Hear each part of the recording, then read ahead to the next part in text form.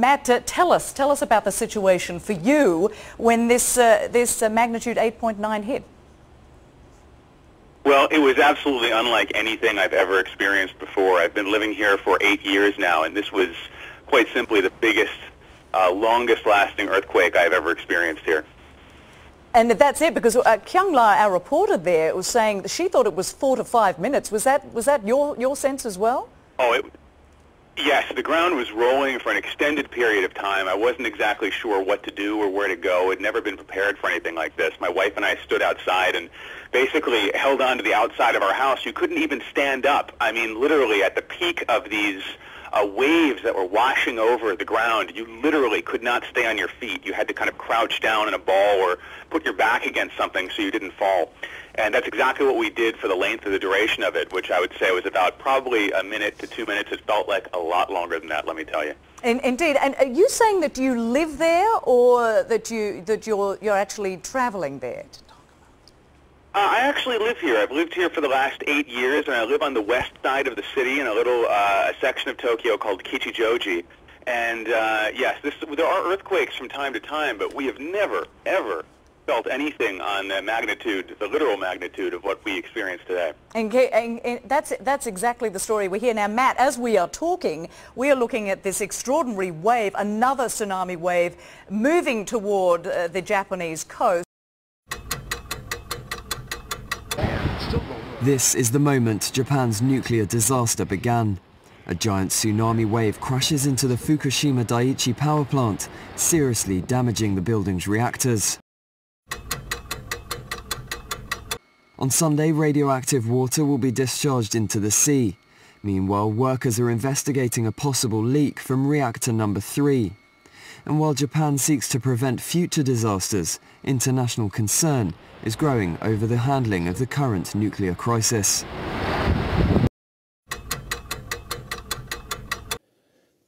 Let's review the accident. The first hydrogen explosion occurred at the building housing reactor number 1. It happened after the meltdown, which took place about 10 hours after the earthquake. In this program, we'll look at reactors 2 and 3. The temperatures in these reactors were under control for a while after the tsunami. There was sufficient time to take action, and the staff should have known what they needed to do. So why couldn't they prevent the meltdowns and the release of huge amounts of radioactive substances? To find the answer, we met often with TEPCO workers who tackled the crisis at the site. We discovered that both the utility and government authorities continue to ignore a crucial problem related to nuclear safety. Our investigation revealed an unexpected fact that made the aftermath of the accident worse.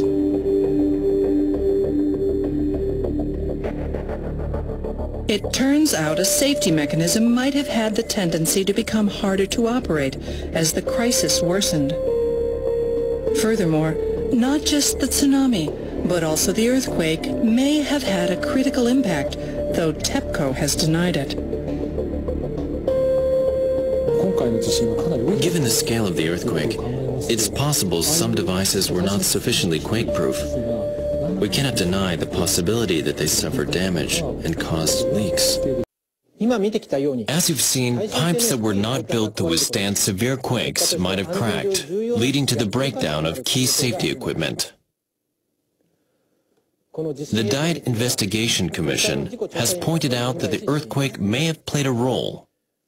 In addition to the malfunctioning SR valves we showed earlier, problems related to the most basic issues of nuclear safety remain unexamined. Next, we look at reactor number 3, which faced a crisis before reactor number 2. Operators failed to prevent a meltdown here, too, even though time was on their side. In the background was an issue that went beyond the grounds of the plant.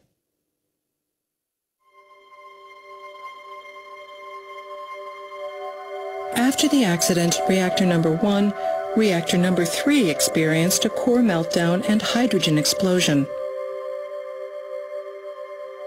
Operators had the time and the know-how to prevent the crisis, but failed to do so. Why? As it turned out, there was a hidden pitfall.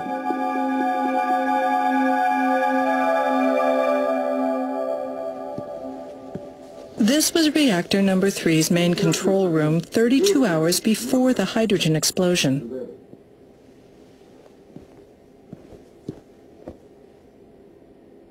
Operators were continuing efforts to cool down the reactor with the few batteries that had survived the tsunami. A day and a half had already passed since the tsunami plowed through the plant.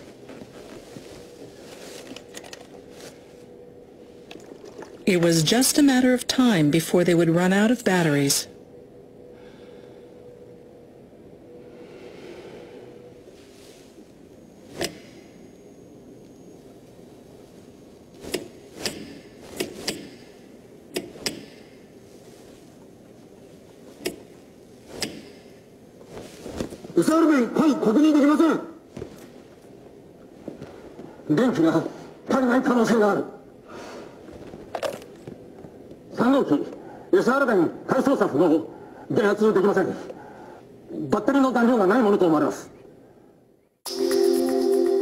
At the onset of the crisis, TEPCO had arranged for batteries to be delivered to the Fukushima Daiichi plant.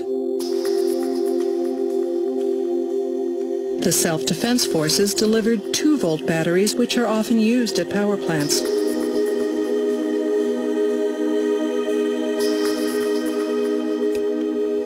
But operators needed 12-volt batteries to open the SR valves. The batteries are highly portable and weigh as little as 10 kilograms. 10 of them provide enough power to open an SR valve.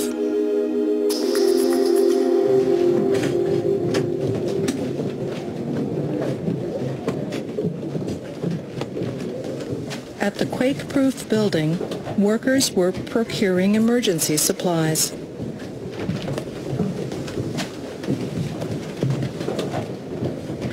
SR 弁に必要なバッテリーは120ボルト。SR 弁が開かなければ原子炉に水は入らない。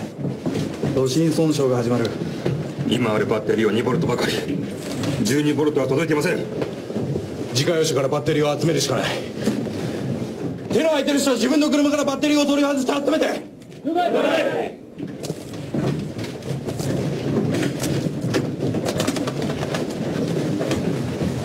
こちらは免震重要棟。今自動車用の12ボルトのバッテリーを収集中。集まり次第中層に届けます。Why didn't the operators get the batteries they asked for?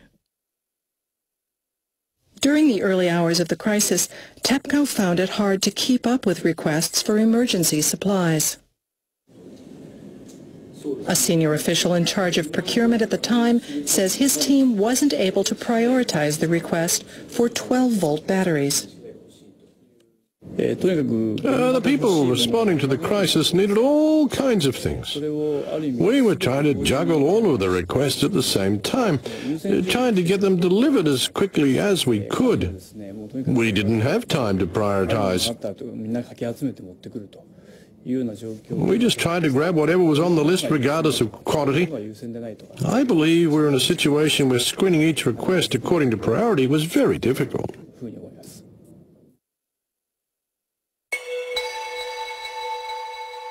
As a result, the distribution station received nothing but 2-volt batteries during the crisis. Most of them remained on the shelf. The chaotic approach to providing essential materials deepened the disaster. At Fukushima Daiichi, workers were still without the batteries they needed to prevent a meltdown. Rising radiation levels compounded the problem.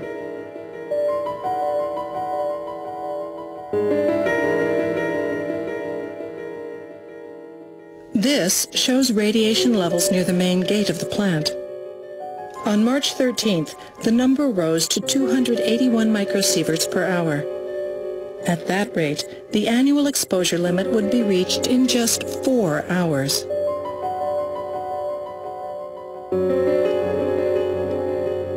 Without the batteries they desperately needed, The operators were driven into a corner.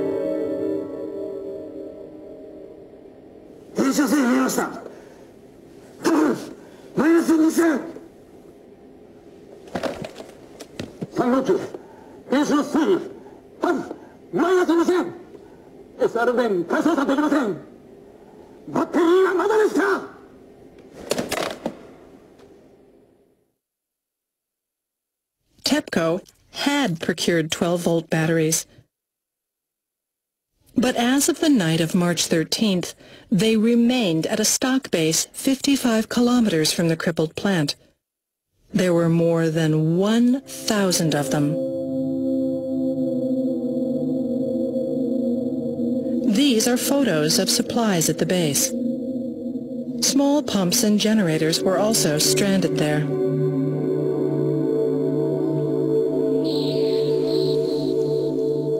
No mechanism existed to transport goods to the contaminated plant.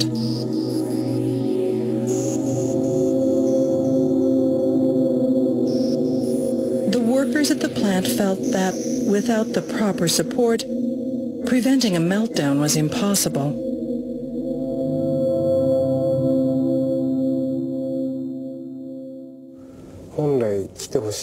Things that we needed the most didn't come at all. Really? What would you expect us to do under such circumstances? I know I shouldn't speak like this, but that's how we felt. People may say the explosion could have been avoided if we'd had this or that. Well, I'm afraid there's no end to such hypothetical arguments.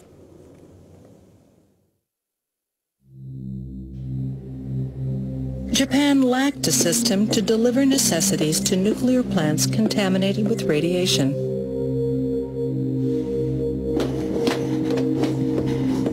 Eventually, workers at reactor number 3 had to resort to using batteries from their own cars.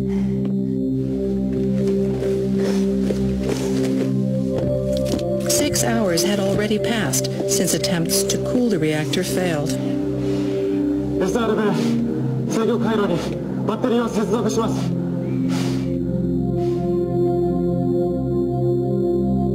But our simulation showed the nuclear fuel had already been damaged, releasing hydrogen into the reactor building.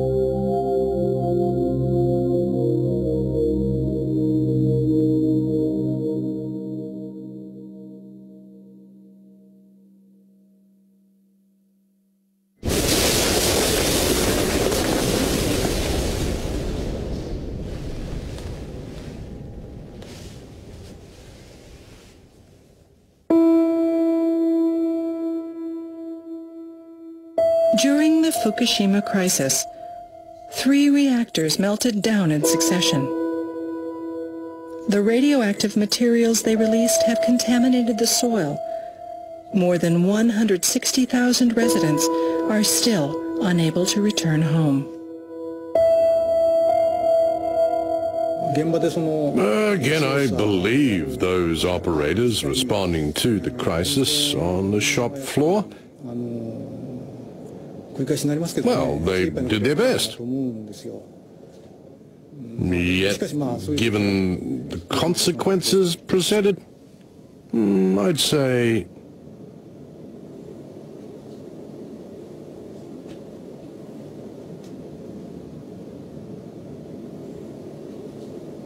we failed to meet the challenge.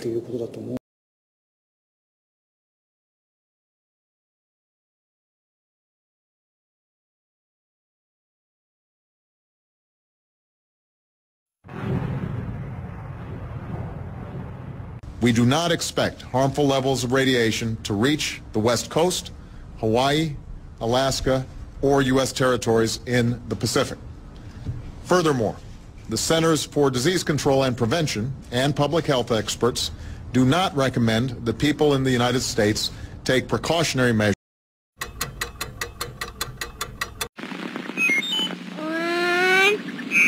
2, 3, 4, 5, 7, 6, 8, 9,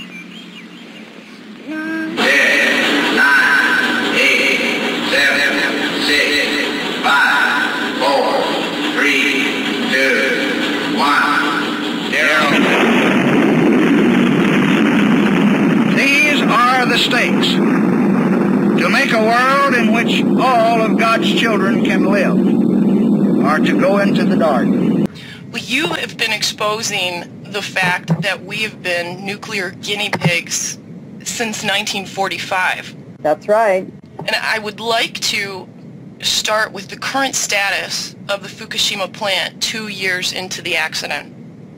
It's not good for us, that's for sure.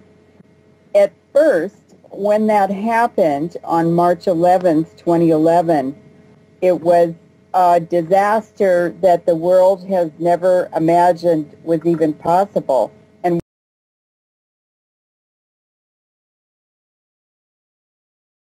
we were told 3 partial meltdowns, don't worry about it. Now we know it was 100% core melt in all 3 reactors. Japan is by orders of magnitude many times worse than Chernobyl. Never in my life did I think that 6 nuclear reactors would be at risk. Well, TEPCO is like the little Dutch boy. All of a sudden we have cracks in the dike. You put a finger here, you put a finger there, and all of a sudden new leaks start to occur, and they're overwhelmed. Literally making it up as they go along. We're in totally uncharted territories. You get any nuclear engineering book, look at the last chapter, and this scenario is not contained in the last chapter of any nuclear engineering textbook on the planet Earth. So they're making it up as they go along, and we are the guinea pigs for this science experiment that's taking place. All radiation is damaging. It's cumulative. Each dose you get adds to your risk of getting cancer.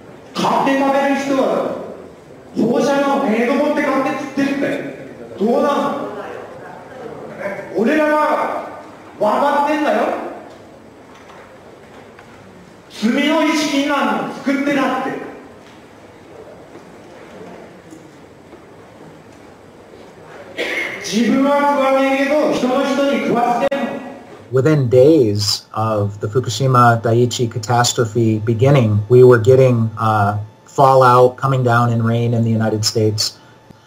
And also, of course, the seafood. Not only does the ocean's currents bring the radioactivity this way, but also the sea life itself, the bluefin tuna, migrated from Japan to North America and carried the radioactive cesium in its flesh over here. Wow. Not a good time to be eating tuna. The food chain remains contaminated for hundreds or thousands of years, and we'll start seeing lung cancer and leukemia, I think 2 to 5 years from now. And then solid cancers will start appearing 15 to 60, 70 years later. So the ace up the sleeve of the nuclear industry is the incubation time for cancer. It takes a long time for cancers to develop once you have inhaled or been exposed to these radioactive elements. And no cancer identifies its origin. And so there is already a level of cancer in society, but it's going to increase dramatically. The problem is not really under control. It will not be under control for, it's estimated, between 40 and 100 years from now. There's no way to clean it up. They say 40 years, but they can't clean it up. They can't. And the site's still unstable and vulnerable to natural disasters. If there is another earthquake, a serious one, 6, 7, 8 or 9 magnitude, that would rattle all these 1,060 tanks. It would rattle the damaged cores, spent fuel, whose structures have already weakened. Yes, that's a potential very, very serious threat. Approximately 300 tons of water was filtering through the site until early this month, becoming laced with radioactive materials and then seeping into the sea.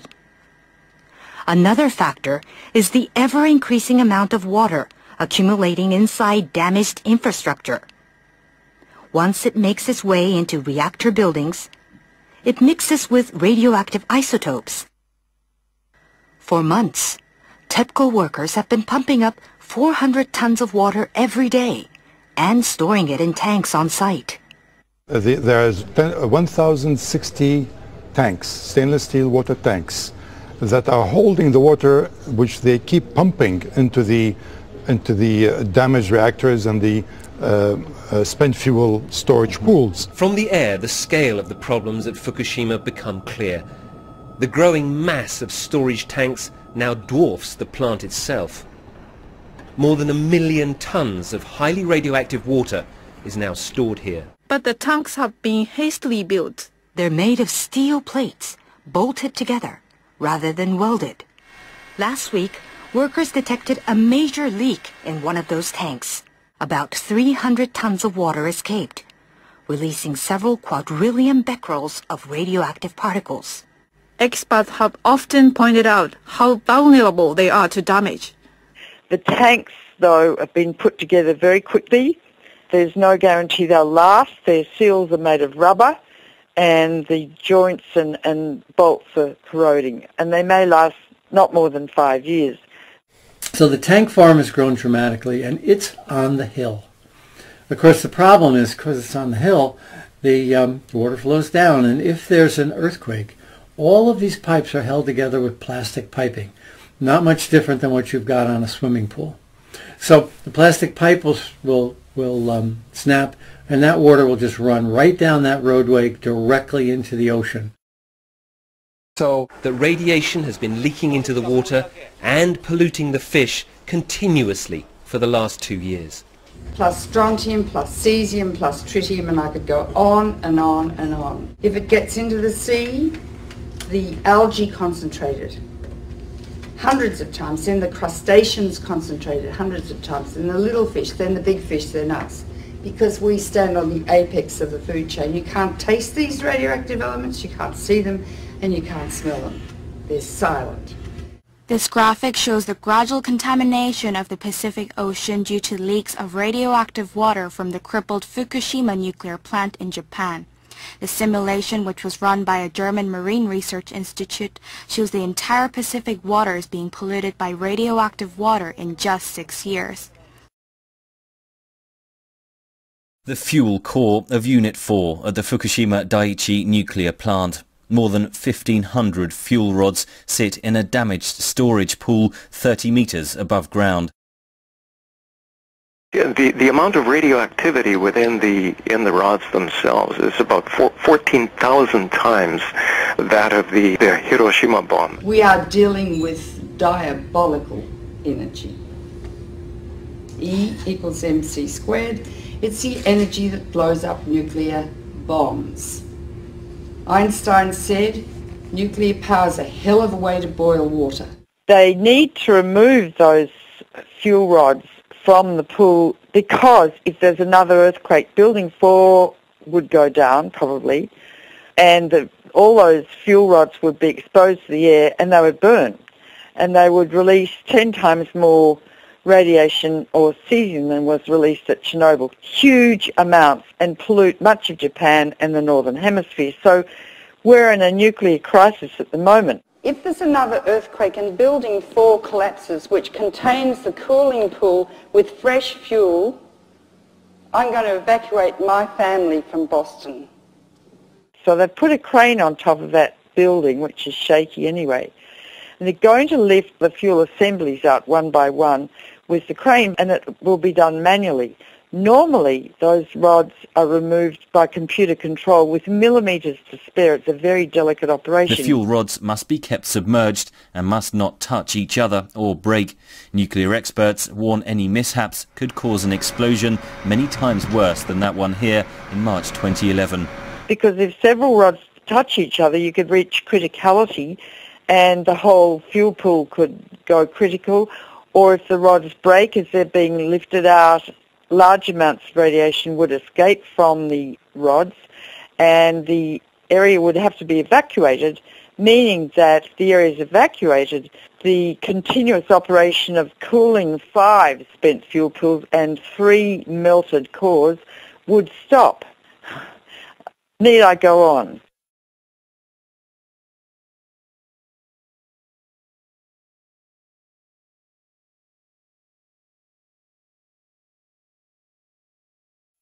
While this week marks the anniversary of the atomic catastrophes on Hiroshima and Nagasaki, Japan, today Japanese attention turns to other nuclear concerns. Tensions in Japan are rising over the radioactive water leaking into the Pacific Ocean from the country's crippled Fukushima Daiichi nuclear plant, which was devastated by the earthquakes and tsunami of 2011. Joining me now in studio to discuss the radioactive leak is Paul Gunter, director of the Reactor Oversight Project at beyondnuclear.org. Thank you for being here, Paul. We really Thank you appreciate very your much. presence. Now, I'm going to start off by asking you, can you tell us how long the contaminated water has been, how long the contamination has been leaking into the water? Very likely since the explosions and the meltdown at Fukushima Daiichi in March of 2011. Wow, that is quite a long time. Now, how much and what sort of radiation is leaking into the Pacific? I know there's all different types, so if you can explain that in a little detail. Well, clearly what we've seen now is the movement of radioactive hydrogen, tritium, which is a mobile radioactive isotope, but clearly radioactive cesium, 134, 137, strontium-90. We're seeing a full range of radioactive contaminants now moving, which indicate that the damaged cores of these reactors, the meltdowns themselves, are now contributing to the contamination of the Pacific Ocean and groundwater that's moving at about a rate of 300 to 400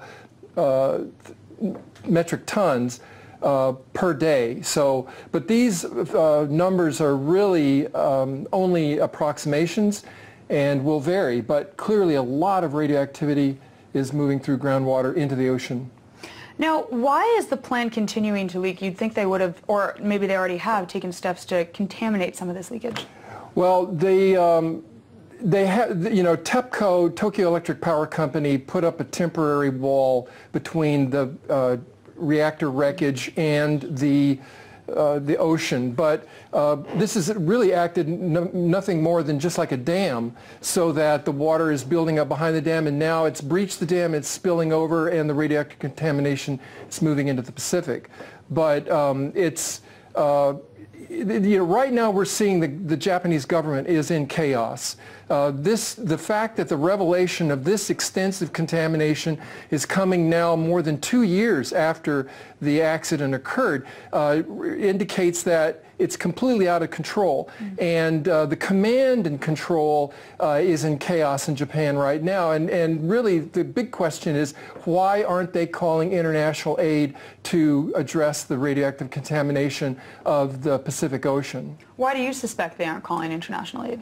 The problems are, I think, clearly that there's no transparency, and the government and the industry, as documented by the Japanese Diet, their Congress, is that there's been a collusion all along. And so what we're seeing is a veil being drawn over the accident to promote an agenda for the restart of these reactors in Japan, and to try to contain the bad news rather than the radiation. That's very concerning, because the radiation is much worse than just the news itself.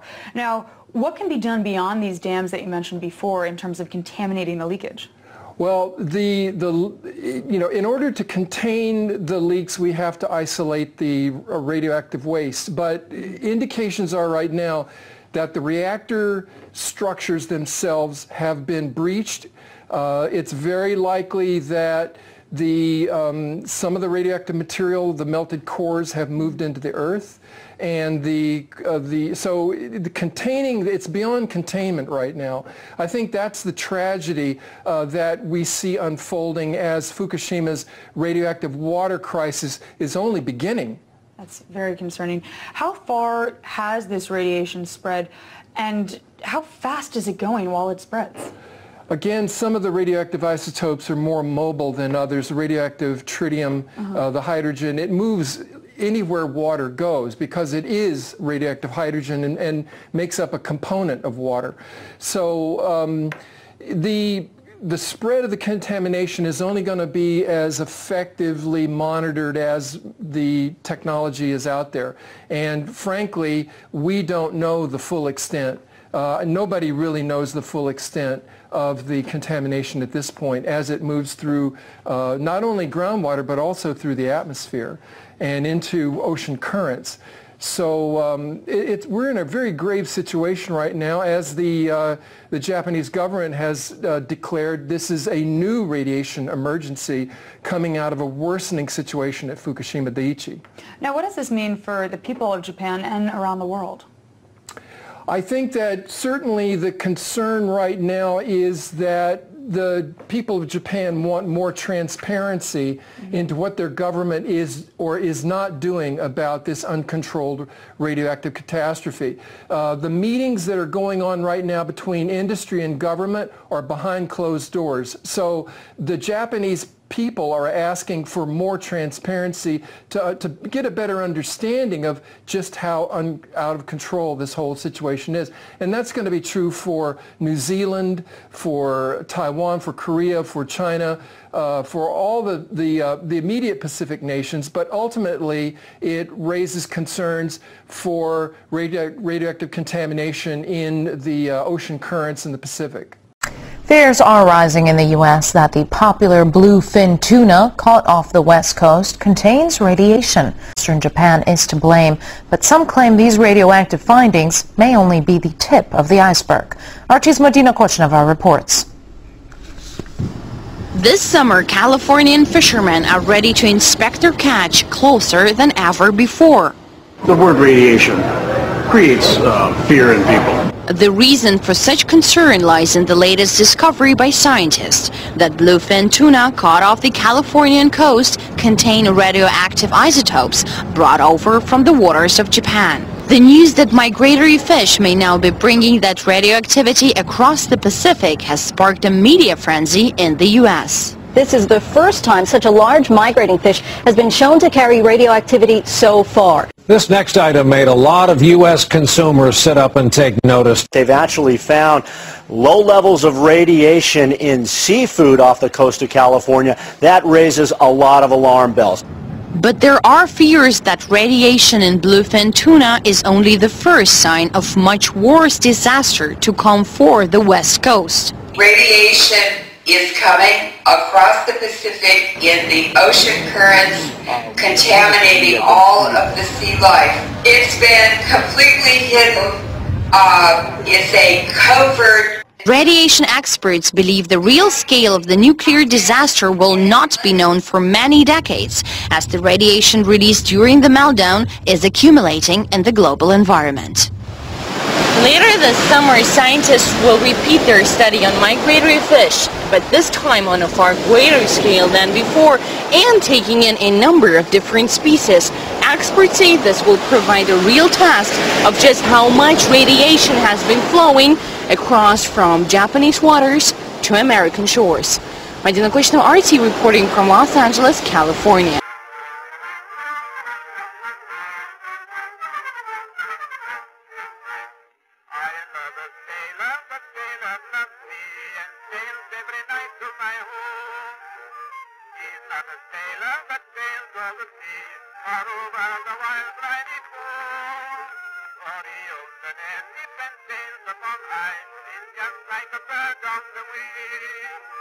And when the shadows of evening draw nigh, he'll stand to my window and sing. Come take a trip in my airship, come take a sail on the sun. Come have a ride around Venus, come have a spin around Mars. No one to watch while we're kissing, no one to see while we school. Come take a trip in my airship and we'll visit the man in the moon. Will the audience please join me in whistling the chorus?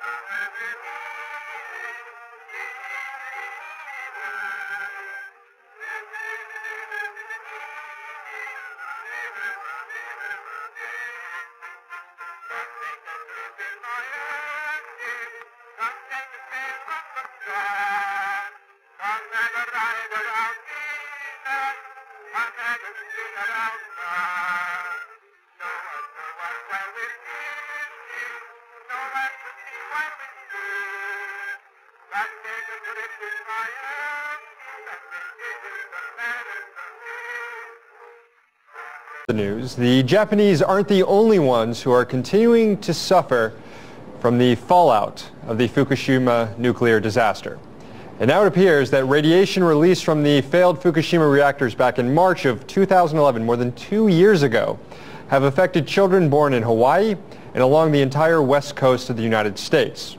According to the Radiation and Public Health Project, children born in Alaska, California, Hawaii, Washington State, and Oregon between 1 week and 16 weeks after the nuclear meltdown were 28% more likely to suffer from congenital hypothyroidism than were kids born in those states during the same time a year earlier in 2010. Basically what happened is large quantities of radioactive iodine-131 were blown out of the Fukushima reactors and then traveled across the Pacific Ocean before falling on Hawaii, the West Coast, and other Pacific nations in the form of rain and snow that reached radiation levels hundreds of times greater than those considered safe. And research suggests that the fallout from Fukushima will only get worse. So just how bad will the effects of the nuclear fallout get? And what's the latest coming out of Fukushima today? Joining us now is Kevin Camps, nuclear waste watchdog with Beyond Nuclear. Kevin, welcome back to the show. Thank you for having me. So Kevin, are you surprised by some of this new information? I mean, were we expecting these sort of fallout effects on the West Coast? Well, we knew in the first days and weeks and months after the Fukushima catastrophe began that we were receiving fallout, radioactive fallout in precipitation.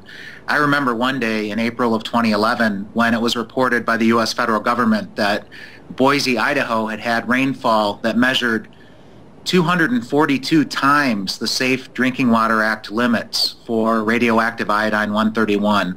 So we knew that we were getting fallout. In places like Kalamazoo, Michigan, where I'm sitting right now, they got elevated fallout of different isotopes, including cesium. So these are reported by the federal government agencies of the United States. If Kalamazoo, Michigan has it, then the entire world almost has to have it. I mean, Kalamazoo is on the other side of the world. Am I well, right? Certainly in terms of atmospheric fallout, the prevailing winds carried it throughout the northern hemisphere. And then with the ocean discharges from Fukushima, which are unprecedented, the currents took those all over the place, including the southern hemisphere. So the health impacts should not be a surprise. They're tragic. And we've known since the 1950s, actually the U.S. nuclear establishment in its secrecy knew since the 1950s that radioactive iodine will cause thyroid pathology downwind. They were doing secret experiments at the Hanford Nuclear Reservation in the 1950s. We found out about it in the 1990s under President Clinton when it was finally revealed. And if anybody had any doubts, the Chernobyl catastrophe that began in 1986 had an eruption of thyroid pathology in Ukraine, Belarus, and Russia. By comparison, Poland, as soon as it found out about the Chernobyl catastrophe, some days into it because of the cover-up by the Soviets, immediately distributed potassium iodide pills to its population. They do not have a thyroid epidemic in Poland. So given you said that there's a long history of knowing the effects of what happens when these sort of nuclear disasters occur, and you said we have these tests, we knew this was coming. How has our government handled this knowledge and prepared for it? Deafening silence.